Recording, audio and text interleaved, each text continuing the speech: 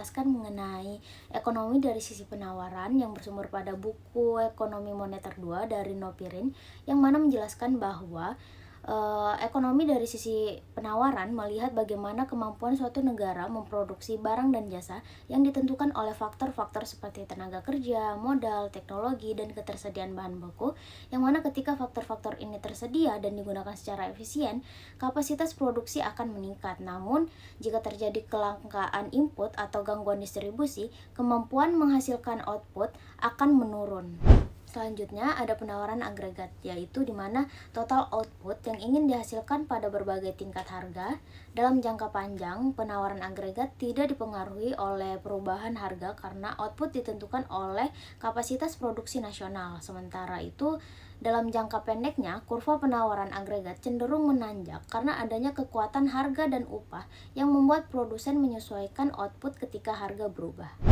Lalu ada biaya produksi yang mana menjadi faktor penting ketika kenaikan harga energi, upah, atau bahan baku dapat mengurangi penawaran dan memicu inflasi dorongan biaya.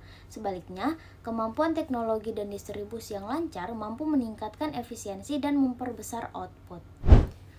Adapun contoh dari kasus yang ada di Indonesia dan sering terjadi seperti kenaikan BBM pada tahun 2022 yang mengakibatkan biaya transportasi dan logistik ikut melonjak. Banyak sektor produksi mulai dari manufaktur hingga pertanian mengalami penurunan kapasitas karena biaya operasional yang meningkat. Akibatnya beberapa barang di pasar menjadi lebih mahal dan ini menunjukkan bagaimana kenaikan biaya produksi bisa menekankan penawaran. Sebaliknya, perkembangan teknologi digital dan otomasi di industri seperti makanan dan tekstil telah membantu meningkatkan efisiensi produksi dan menambahkan output dalam beberapa tahun terakhir.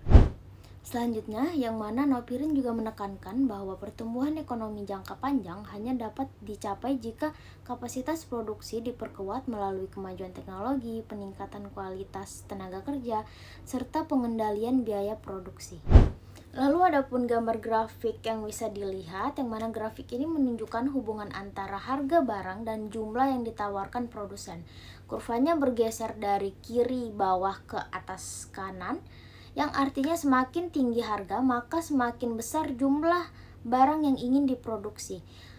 Misalnya ketika harga masih Rp3.000, produsen hanya menawarkan sekitar 5 unit, namun ketika harga naik menjadi Rp4.000, Rp5.000 hingga Rp7.000, jumlah penawaran ikut meningkat hingga mencapai 25 unit. Lalu pola ini menggambarkan hukum penawaran yang dimana produsen terdorong memproduksi lebih banyak ketika harga naik. Keuntungannya juga meningkat karena keuntungannya juga meningkat. Lalu hal ini dapat kita lihat pada industri pertanian di Indonesia. Ketika harga cabai atau beras naik di pasaran, petani biasanya meningkatkan pasokan pada musim berikutnya karena pendapatan yang mereka terima lebih besar. Namun demikian, grafik ini membantu kita memahami bagaimana perubahan harga mempengaruhi keputusan produsen dalam menyediakan barang di pasar. Oke, mungkin itu saja yang bisa saya sampaikan dari pemaparan materi ekonomi dari sisi penawaran. Kurang dan lebihnya mohon dimaafkan, and bye-bye.